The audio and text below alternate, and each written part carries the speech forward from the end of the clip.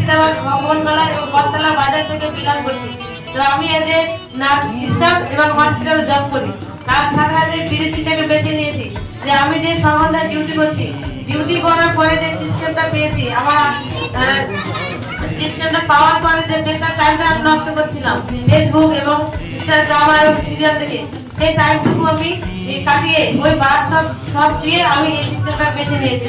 কারণ এখানে আমি পার্ট টাইম হিসেবে কাজ করে এবং আমার দুর্দান্তভাবে কাজ এগিয়ে যাচ্ছে এবং আমার এখানে আমি একাই সিস্টেমে কাজ করছি না, কাজ করছি আমার পরিবার, আমার ফ্যামিলি এবং সবই আমাদের মা বাবা, ভাই বোন, আমার কাকা কাকি সবাই আমার সাপোর্টে রয়েছে।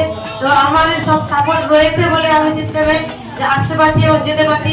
সবকিছু আমি ফিল্টার থেকে সবথেকে বড় যে আমি এইখানে কি পেয়েছি আর কি এসছে, কিছুই যাওয়ার নেই, সবকিছু আসার একটাই লক্ষ্য আমার যে আমি দিনের